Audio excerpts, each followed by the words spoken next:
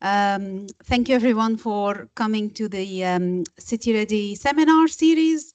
Today is the final session of the academic year, and I'm really proud of the speakers that we had throughout this year. It has been a fantastic experience and a very interesting and engaging opportunity for us here at City-REDI.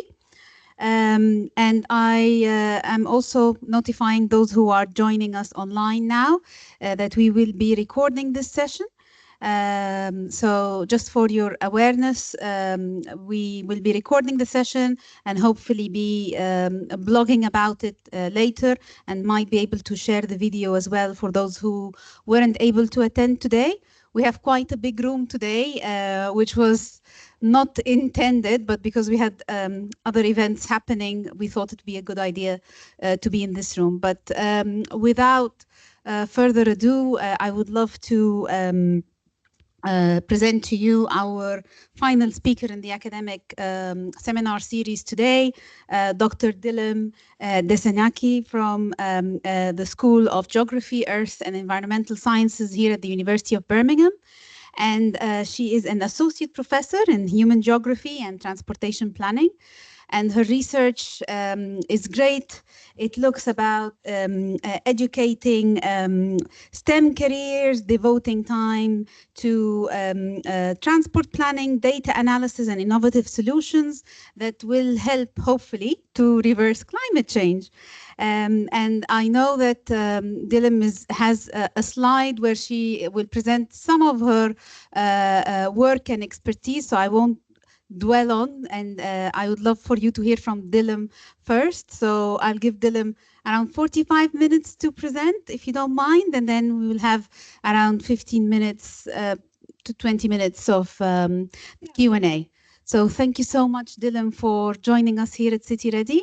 Thank you very much. Yeah, thanks for the introduction, Sarah. Yeah, great. So lovely to meet you today here, and of course, looking forward to telling you who I am and what I am doing in my research.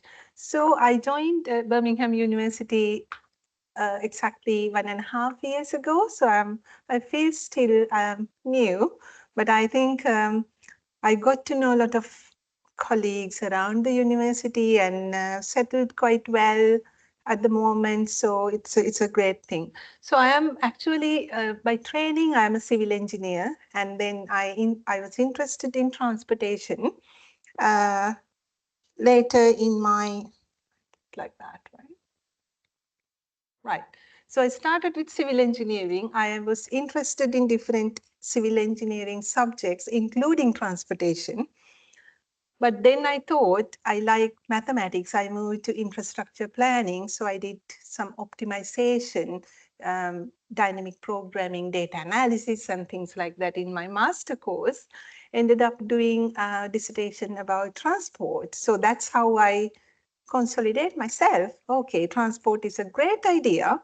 So I was looking to find a PhD scholarship, and I was invited to join Nagoya University in Japan. So I did travel behavior analysis, which is very much a blend of social sciences, psychology, data analysis, choice modeling related research. So I ended up in a completely different area after learning all these civil engineering subjects, hydraulics, geotechniques, structures, and all that. So I found it's a fascinating journey. I always like to show how I came this far in my area. So I was a postdoctoral fellow after my PhD. In the same university, I got a really good fellowship.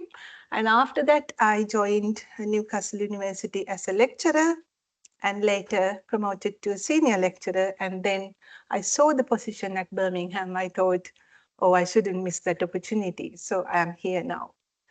So when it comes to different areas that we can touch upon, I work on sustainable mobility and sustainability in everything I do, because I like to see the world more greener, socially acceptable level and also economic feasibility in things we do. And I am very much focusing on my research to get policies and decision support because that is lacking in transport industry in this country and elsewhere.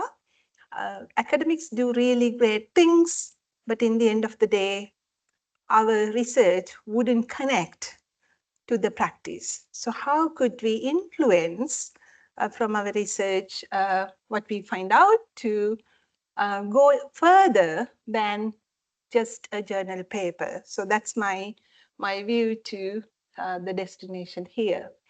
So current times, I do actually a lot of work on travel behavior analysis because funding available for those things more than any other subject in transport, but I am equally interested in transportation safety. And safety is a great area because you have a lot of accidents, incidents around every city and region. So it is also another area I am currently working on. But these areas covered today in my presentation because they are all my funded projects about. And you can see very clearly I do quantitative and qualitative data analysis as well, because these things are fundamental how we can find out from what people say rather than what we collect from data. So that's how I ended up in text mining different aspects of the analysis. So this is all about me and what I do. So this shows very clearly the problem. So you can see that in the left-hand side, traffic congestion and a lot of time waste on roads. And then you can see really greener, beautiful infrastructure looks like a place to live. So we are talking about the same place transformed into a really interesting, different urban structure, urban design, rather than thinking all about going by car. So changing from here to here looks like a very easy option to do. But in reality, I always say to everybody, if you work with people, they are not machines, they have their habits, they have their preferences, they have their opportunities. So we can't get them to do what we want to do. So if you work with people, let all of them to get out of their cars, take public transport to make the cities more livable. That is the policymakers' objective. But getting there is extremely difficult because it is not an easy thing to do. So all my research currently focusing on getting from here to here. Right, so I thought to show briefly what kind of funding I had before to facilitate my research from 2019. So this is a project funded by EPSRC to get a PhD student to study about micromobility, because those days we saw a lot of e-bikes, e-scooters coming to our cities. And I thought it is a great idea to start with a PhD of that one. And then that led to several other projects. So these come from Europe. And I led these two projects at Newcastle University. Fantastic opportunity to work with so many cities, regions, mobility providers, academics as well. So these two projects brought me lots of publication, recognition in the area of electric hubs. So the next slide, you can see briefly the project called eHUBs. eHUBs is electric hubs where you can have minimum of 2 modes in one place. Because briefly I mentioned I'm a choice modeler talking about people's choices in transportation, and electric hub will give an opportunity for people to choose what they want to do. Rather than saying e-bikes in the corner, would you use? Instead, we say you have few options in there, could you choose? So it's a better way to sell the idea. So this project is one of the first projects in Europe talking about electric hubs. So the definition is, in a hub, you should have minimum of 2 options. It could be electric bike, electric scooters, and electric cars. It could be 3 modes or 4 modes as well.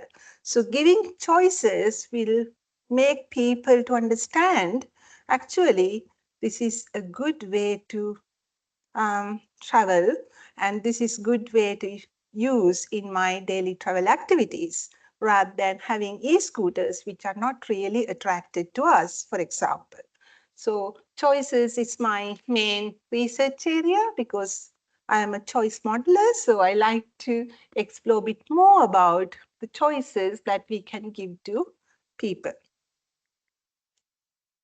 So some examples from our study, they are here. And you can see that the blend of so many different kind of vehicles in different hubs, they shouldn't be a fantastic, beautifully located location. It could be roadside as well. So people go there and take the cycle. You have sort of apps to book those things. And you can see how cargo bikes is used. Different kind of options are there for people to choose. They are from the eHUBs project that I led from Newcastle. So here we have the partners of the project. So the just before COVID, we got the application approved, and we were enthusiastic. Wow, we are starting a huge project. And then what happened was 2022 March, we ended up in a lockdown at the right time that we collect our data. So 1 year after. So we ended up in a situation looking for alternatives. How could we do this if we can't go and talk to people? They are not traveling anymore. So they wouldn't be able to tell us how they traveled yesterday, for example, right? So it was a challenge. But I think we managed quite well as a team. And in England, the case study cities were Manchester and Inverness, because we had 2 local authorities working with us in the project. And also we had Belgium, France, Germany, Netherlands, and Ireland in the project as well. So we had so many countries get together, talk about the problem, but all of you know, when you go to Netherlands or Belgium, they are fantastic in terms of getting people to use these shared modes, but it comes to England, people are not into that enthusiastic level to be able to join the shared mobility options. So we had a good level of differences between the countries, which is really positive to learn from each other. So 2 projects. So this is the team I created from Newcastle University. And when I left, I had some money taken to here, but same time, I didn't bring any of my researchers because they were settled, they had families and everything there. So I decided to get another professor to lead the project. That's Professor Margaret Bell, one of my good colleague from Newcastle. So myself and Margaret, we led the project. We finished everything together, but we worked with our team really very closely and get a number of publications out. And also we had 2 workshops to deliver the outcomes to local authorities across the UK to make sure everybody know what we do at universities. So 2 different parts in this presentation. I thought tailor this to the questionnaires we designed. The first one was we didn't have eHUBs anywhere.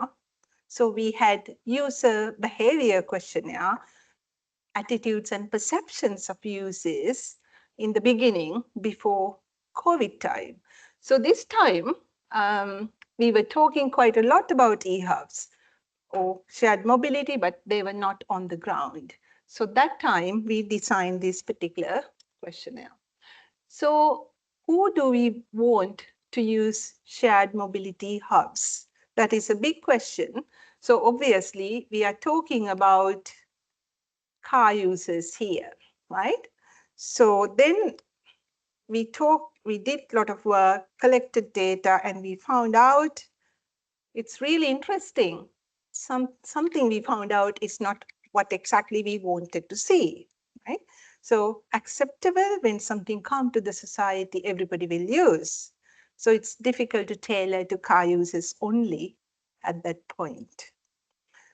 So questionnaire is designed and collected data across different countries in Europe. And then so many cities, 7 cities, 6 countries, a big region. So we collected a good number of samples from different cities, representative to the city as well. So the part 1 of the first survey, so we asked various things from people. So we asked their attitudes, we found out their demographics in the questionnaire, and also general travel behavior, how they travel, and then who they are. And 7 cities in Europe was the target area for us. And why? Identify key target groups who would more likely to use such modes, shared modes in the future. And when we have done that, just before March, before we go to the lockdown, we piloted questionnaire, get everything ready, and then ended up in a lockdown. So we decided to use market survey companies, polling agencies to collect the data for us, because talking to people in COVID time is not going to work, right? So we had alternative option for that.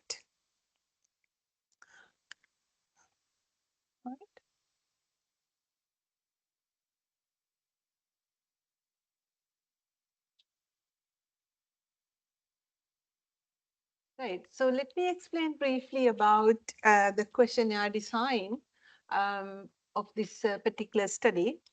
So we had attitudinal statements to understand what people think.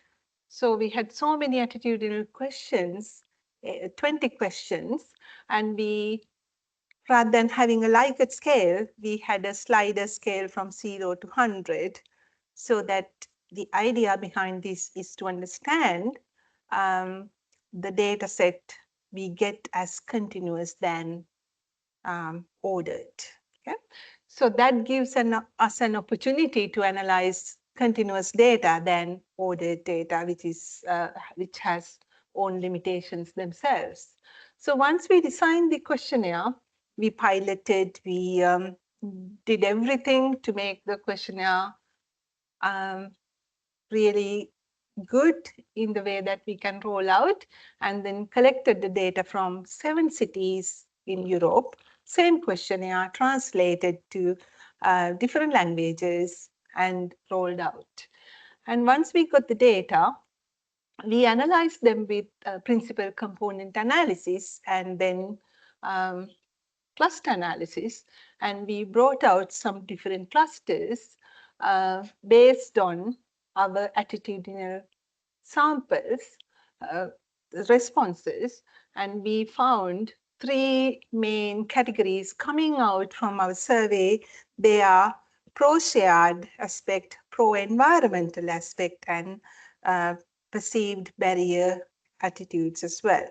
So based on these 3 clusters, we applied diffusion of innovation theory to understand who would be the early adopters, late majority, laggards, and so on in Roget's diffusion of innovation theory. So once we applied this is really valuable information for policymakers targeting right people in the cities to be able to understand where the eHUBs location should be, right? So that is the idea behind this one. And we got our first publication called eHUBs, who are the early adopters of these new methods, new shared mobility options in different cities. Actually, this paper is based very much on Amsterdam and Manchester. So once we finish our analysis, apart from our publication, we defined our clusters very nicely and clearly. The first cluster is car-dependent family. So all combined together and presented in one cluster, they all have cars and they love their cars. Okay? Car-dependent family. And second cluster is multimodal mass-ready family, mobility as a service. Young people, they like to use public transportation. They are very much on to not owning a car kind of family. And third group is mobility as a service, anti-mobility as service individuals who are not really looking into public transport or shared mobility options. And again, another clusters, they like it, but they are cautious. Okay? So 4 clusters brought from the initial results.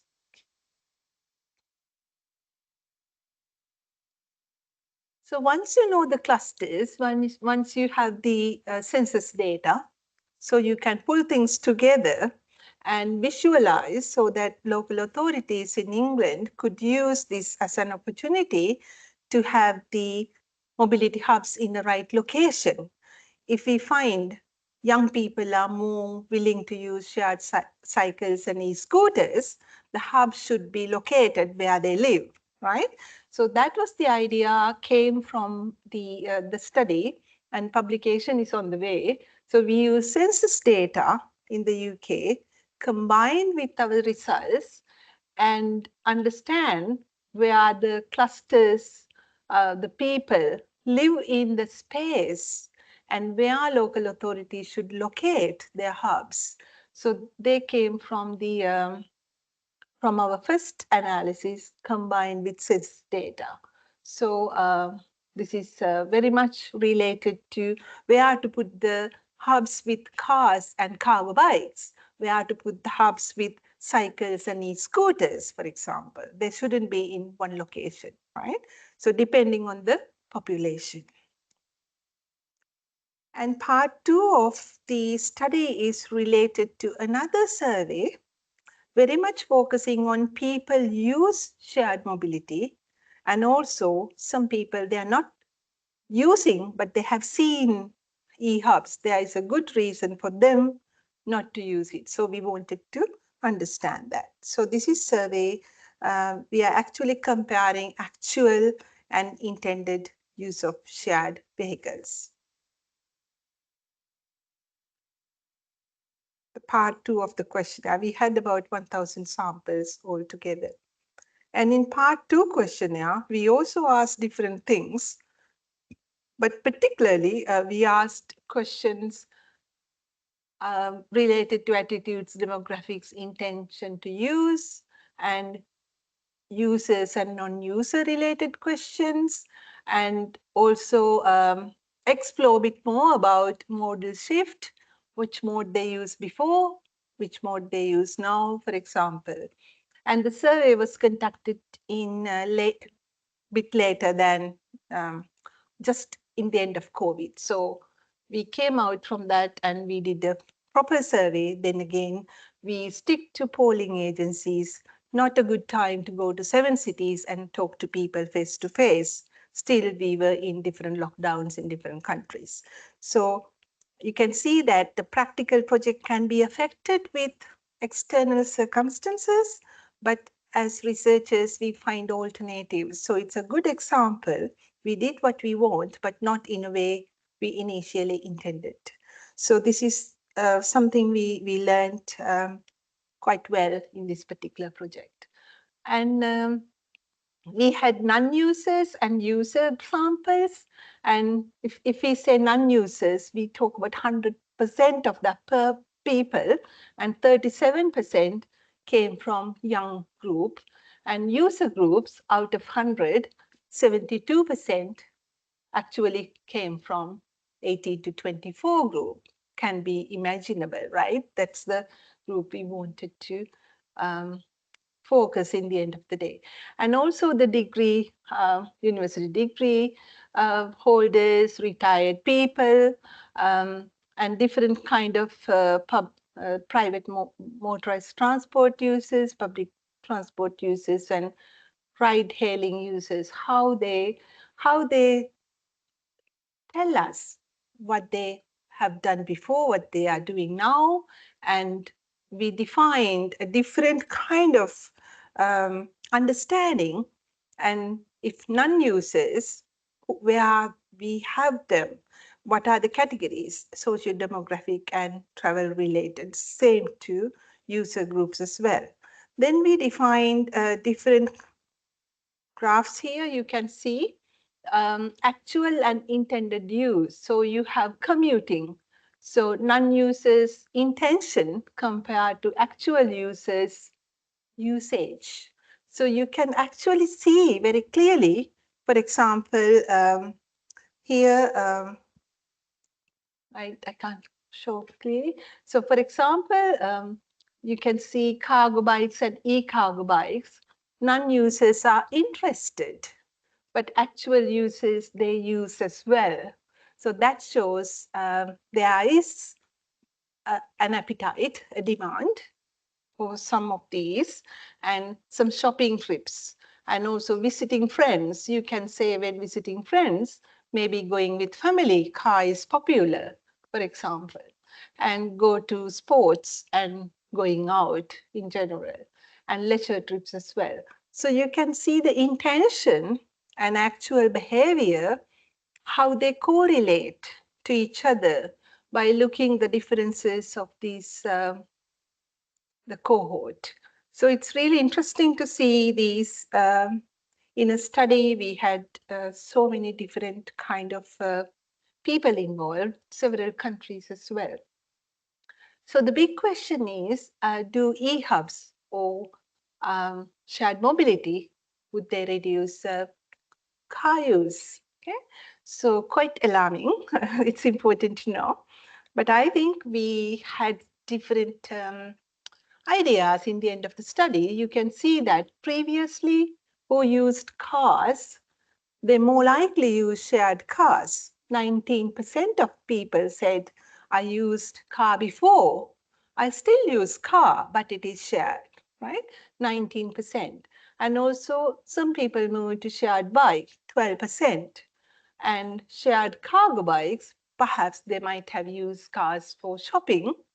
Now they use shared bikes and shared electric cars and so on. You can see that shared e-cargo bikes is also getting popular, those who used car before, maybe grocery shopping or shopping, the big shopping if you do. So share e-cargo bikes are very popular in there. And little bit for shared e-scooters as well. So you can see that there is a sort of a change, but we would like to see a bit more in terms of that. Yeah. And the other thing you could see is that walking and cycling, people who walk, cycle before, they now use electric scooters and electric bikes, which we don't want to see, right? We don't want pedestrians go and use e-scooter, right? So some things that we see is not appropriate, but when something comes to the market, you can't say they are only for car users. You can't label like that. So all changes they make by people, right? They wanted to test out. So these are quite common in something new come to the market.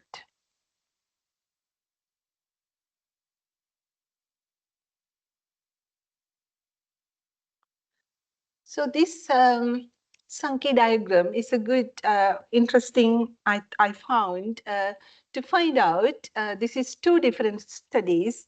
eHUBs is the main study, and after COVID, we got another study, top on one, and this is called capitalization. So you could see very clearly previous public transport users, previous car users, what they use in terms of shared mobility. So you can see very clearly private car users moved shared e-cargo. That is quite common because it's a big band. And also people use cycling and walking, also use shared car, which we don't want to see, of course. And this is another study. We had a combined two studies here. And in this one, we can also see that who used walking and cycling before, they are now using shared modes as well. So, of course, that is fine for the beginning. Everybody like to try.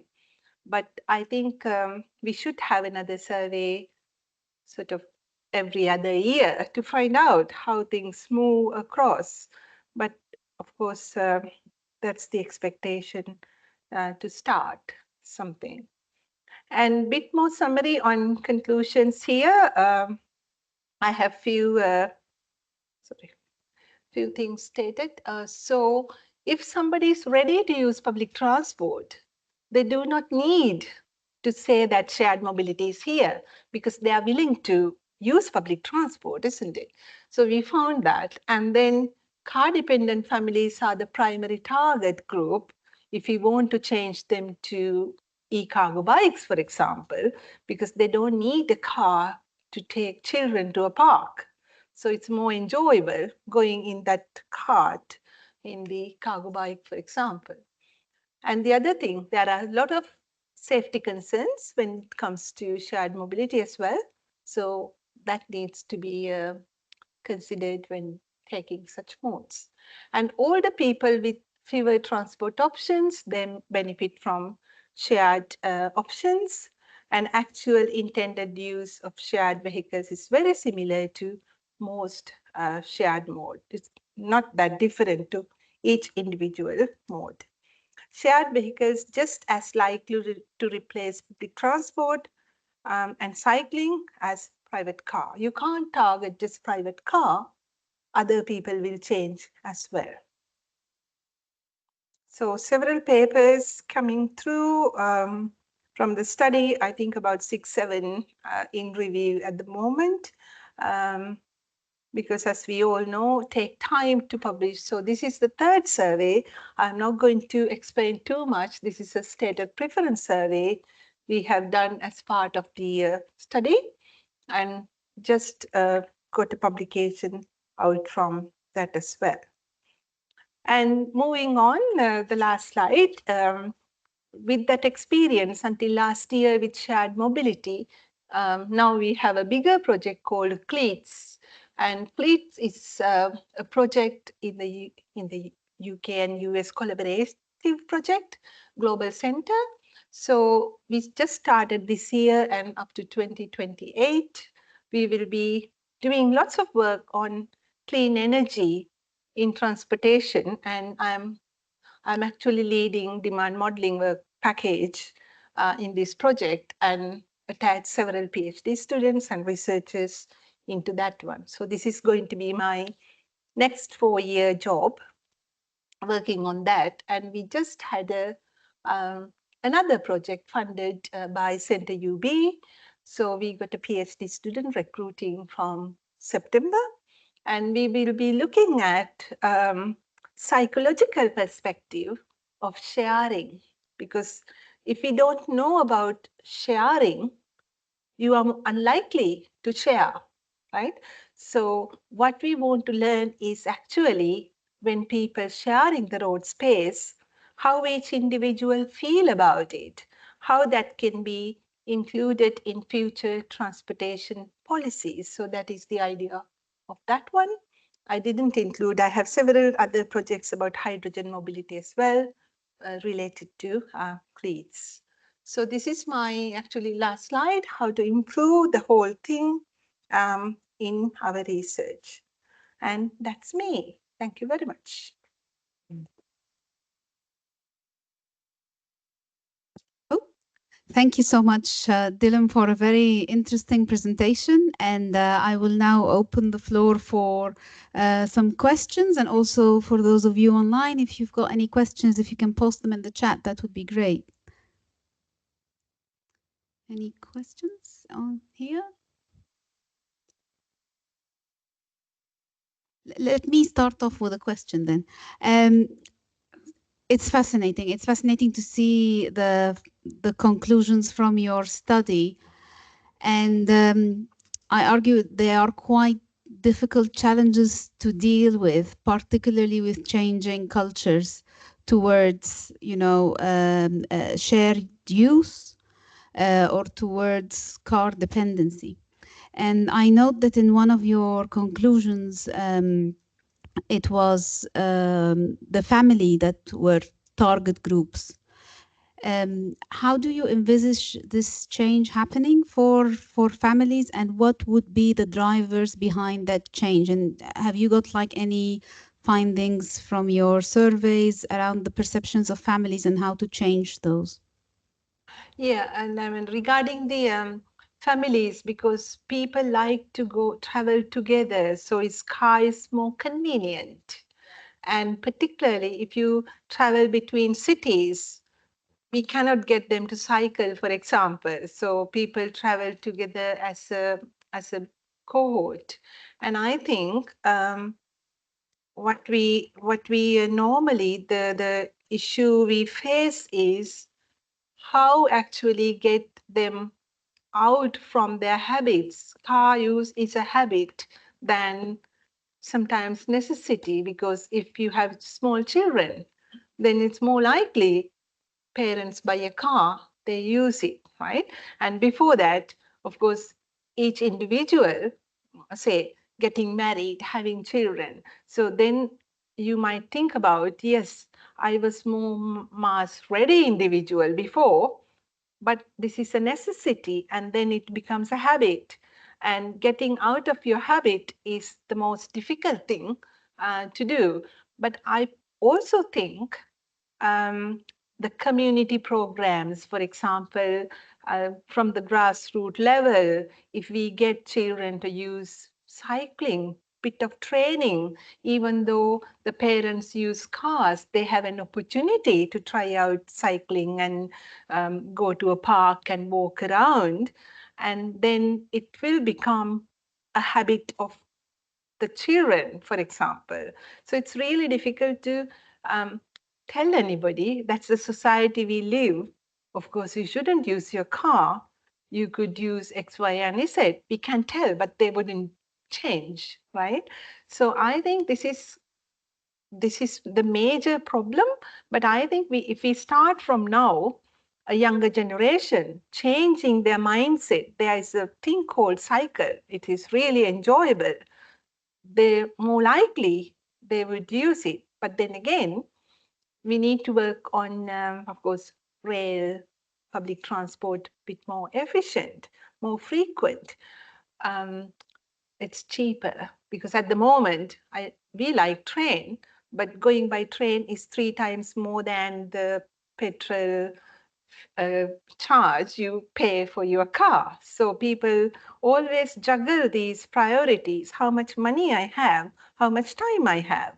So how much convenient to go by train, I can use my travel time. Then again, I pay 3 times more money for the ticket, right?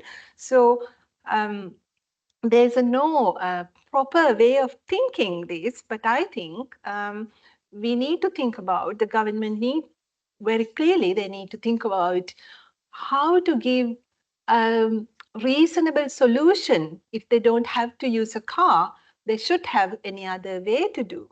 And I think rail fares should cut down to really 50% to be able to get a better demand for rail. But that is a very big problem at the moment. And we talk quite a lot about cycling infrastructure. Also, we don't have them around for us to try. if we don't want to go with the cars and buses on the road. So yeah, so no any clear path, but I think training programs for children, getting them to try cycling and providing cycles from the beginning, then at least we have a better new generation coming. Okay, yeah, no. Thank you, Dilum, for this. We have another question. Thanks for a very interesting talk. Thank you, Dilum. Well, I just have very provocative things. I said to Sarah, why don't we have children under 15 go free in public transport? That would save a lot of, a lot of money for people that or kids basically go free in public transport. So the parents would be more incentive to do that. But that was just an aside, basically. I wanted to ask two things. Well, first of all, when I saw your slide about the eHUB, the train, scooter, and e-bikes being there, I thought about our university station at University of Birmingham. Basically, this is an eHUB, if you think about it. And I was just like, wow, I don't think, I don't know the in and outs about it, but I assume this was more driven by the council rather than by this project.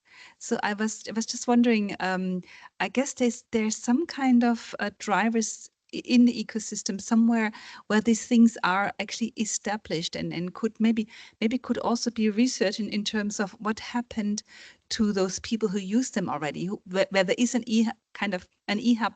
Also, it's not the same brand, of course, as happening. That was my first question, or my first comment.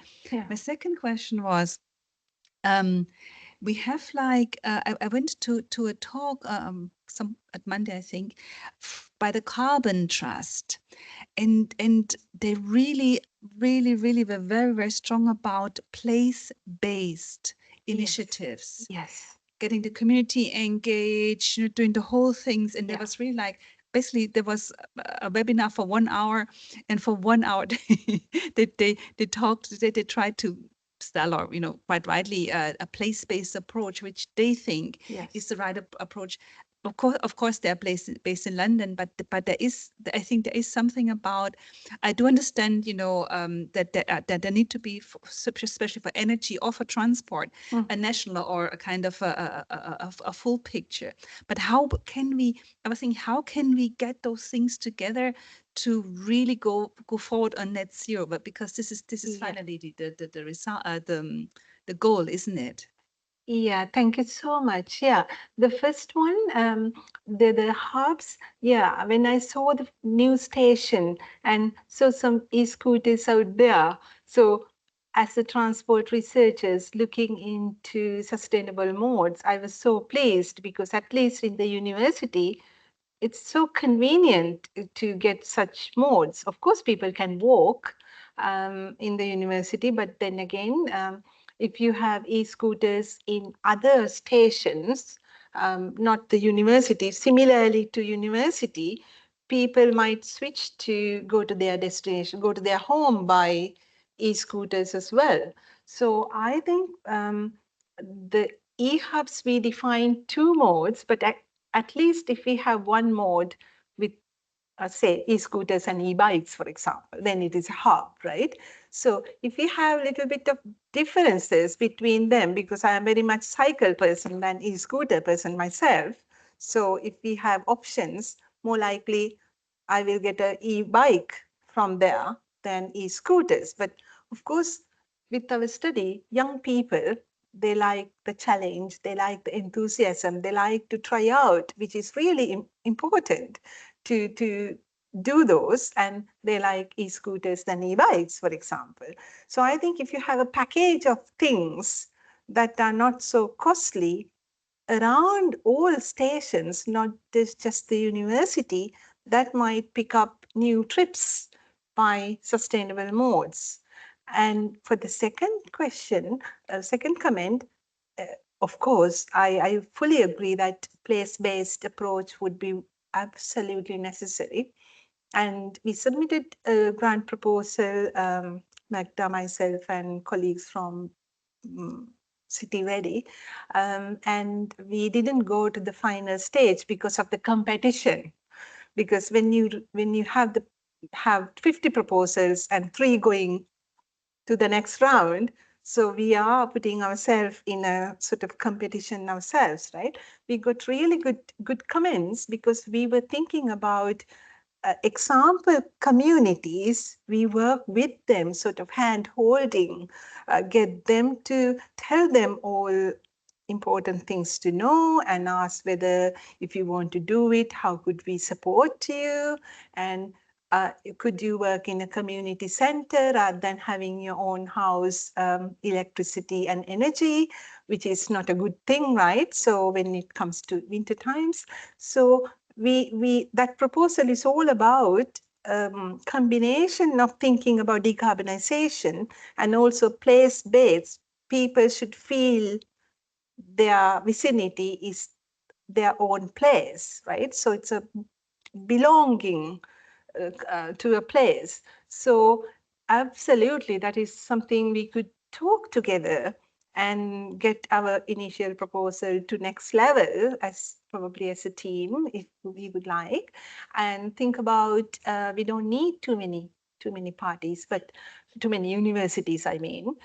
We can think about how could we design communities, maybe 1 or 2 examples around us to put forward to say, this is how we should do it, not like a whole region. It's not going to work like that, isn't it? Yeah, I fully agree. And I am with you that that is absolutely a necessary thing to start. Thank you. Thank you so much. Yeah. Any other questions? Okay. I have a question for you, Dilum. I'm working now on a project with Birmingham City Council that's around 15-minute neighborhoods.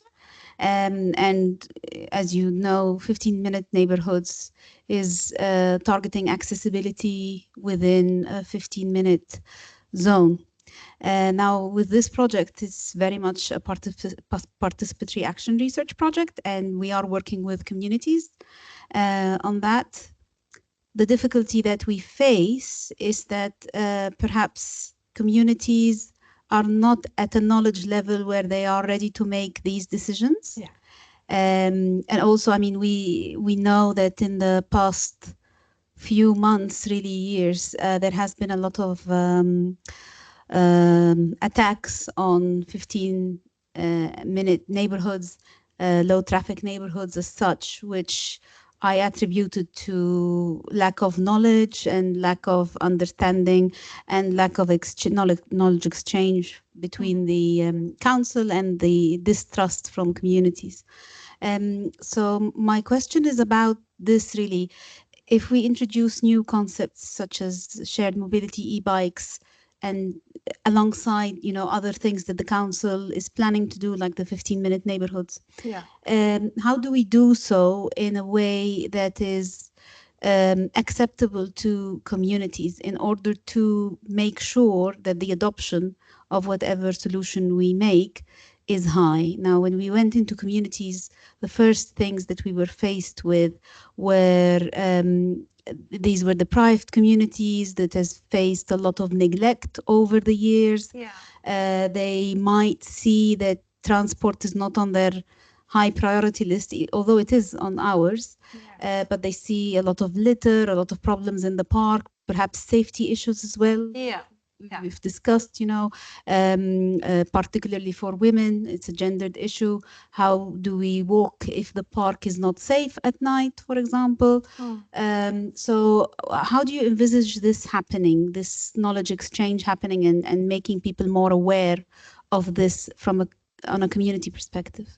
Yeah, that is really interesting question. So I think the getting people to change is absolutely difficult aspect of it, because we work with people with habits coming from so many years, and breaking the habit and move on is a big thing for them.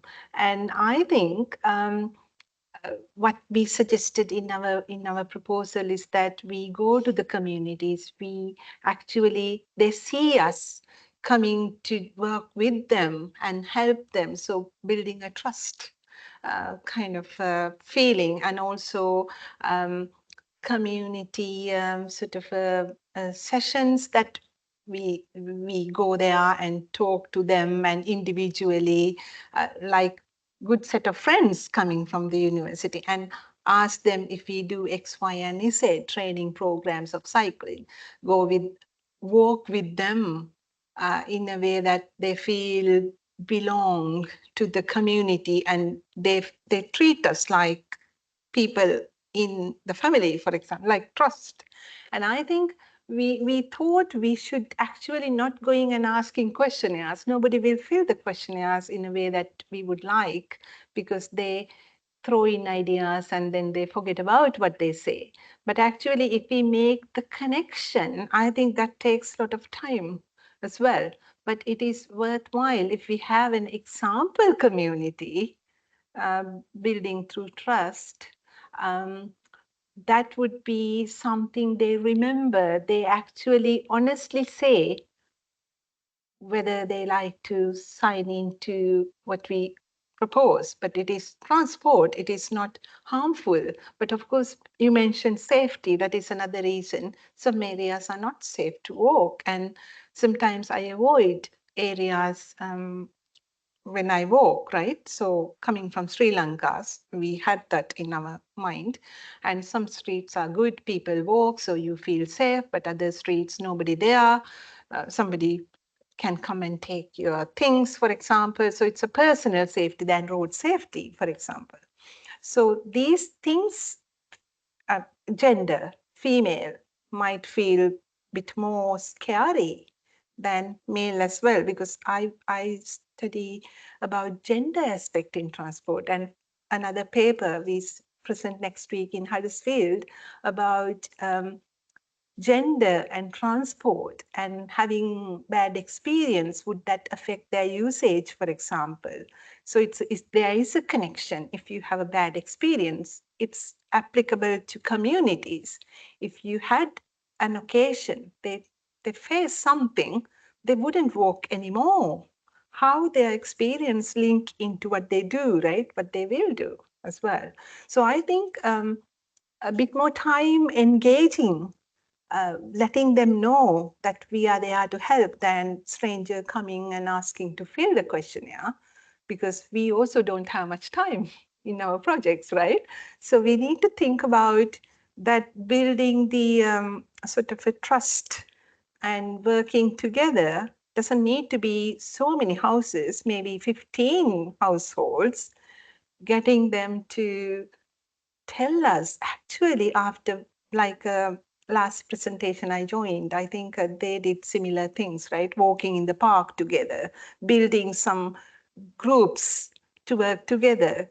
That sort of thing would be really interesting thing to do as a group, and see whether what else we could do after, I think. Yeah, I think I will work with your team in City-REDI. It's really nice to do that. Fantastic. I really can't thank you enough, Dilum, for a very engaging and insightful presentation. And thanks to everyone who has joined us online. And we will be hopefully blogging about today's seminar.